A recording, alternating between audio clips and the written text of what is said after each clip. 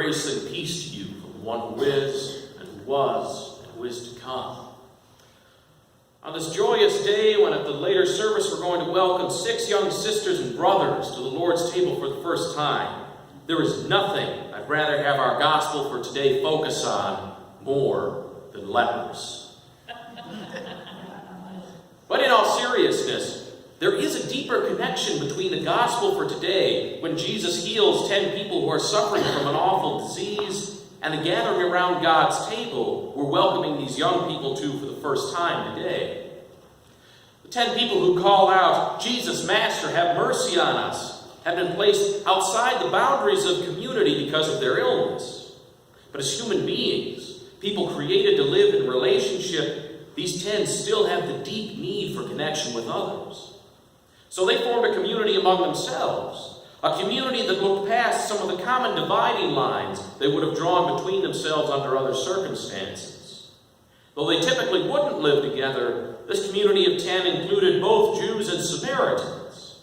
This would be a lot like circumstances prompting a group of Sunnis and a group of Shia to set aside their differences and live together in community. The small community meets Jesus, and in that meeting, they experience healing.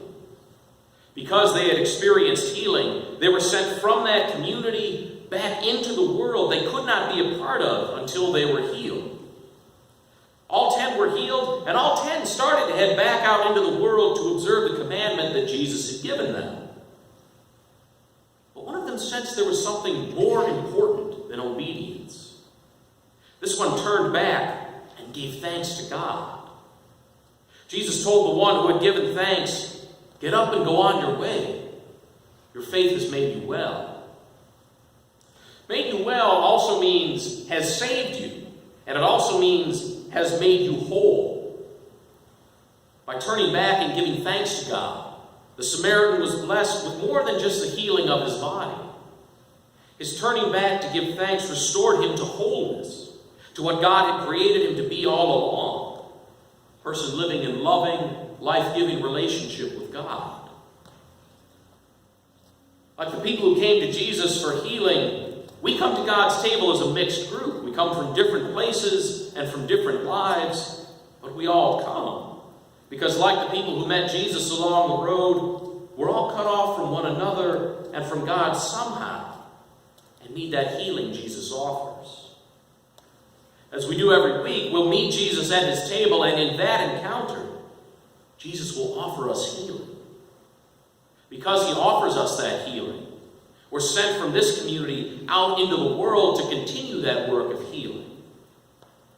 We continue that work when we share the good news that through Jesus, God has healed the relationship between Creator and creation. And we continue that work when we help others heal through our acts of service and mercy. As people who strive to live as devoted disciples of Jesus Christ, we hope to go out in obedience to what Jesus teaches us about how to live out our faith. But like the Samaritan, we also trust that there's something even more important than obedience. So we turn back to God and give thanks. It's in giving thanks that we're made whole, that we're restored to that loving, life-giving relationship with God.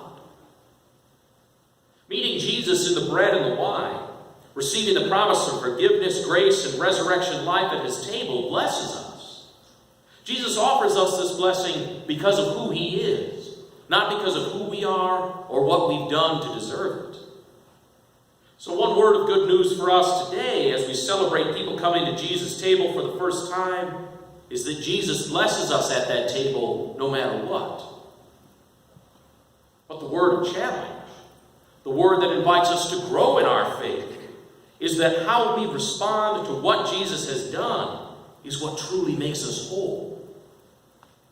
The easy route is just to take the blessings God offers us and go along on our way. But Jesus doesn't call any of us to the easy route. Turning back and giving thanks to God means we are going above and beyond. It means we're committing ourselves to growing in our faith. When we stop, turn back, and give thanks like the Samaritan, we're doing something that deepens the relationship with the one who gives us life. Telling someone thank you makes your relationship grow deeper because it means you acknowledge that the person is part of your life. You show that person you value your relationship, and you recognize that you've received a blessing through that. When we stop and give thanks to God with prayer, with praise, and with blessing our neighbor, it makes us whole because it deepens our relationship with God. It deepens our relationship with God because in giving thanks, we're acknowledging that God is part of our life. We're showing that we value our relationship with God, and we recognize that we've received a blessing from God. As people who were created to live in relationship with God and one another, we can be healed by meeting Jesus and receiving those blessings that he offers us. But we're not whole until we tend to that relationship we have with God. Though 10 people were healed, when he turned around to give thanks, the Samaritan was the only one who responded to what God had done in a way that helped him become whole. When we gather at the Lord's table, we share a meal that's sometimes called the Eucharist. Eucharist comes from a word that means thanksgiving. In fact, it's the exact word that Luke's gospel uses to describe what the Samaritan does when he turns back and falls down at Jesus' feet. When we gather for this meal, we're turning back to God and giving thanks. We thank God for what he has done in the prayers that we say as we share this meal. But this meal, more importantly, strengthens us for entire lives of giving thanks. We're nourished by the promises God makes at this table and by coming together in community around it. Fed and nourished at this table, we give thanks by sharing the good news of what God promises us and by loving our neighbor as Jesus has loved us. We learn from the 10 men who cried out to Jesus that Jesus offers us healing no matter what. But we learn from the Samaritan who turned back to give thanks to God that to walk further down that path towards wholeness, we need to turn back and give thanks to God. We say thank you to God as a part of this meal, but this thanksgiving is so much more than learning good manners. When we say thank you, we're being honest with God, with ourselves, and with one another that we are in need, and that God has promised to give us life.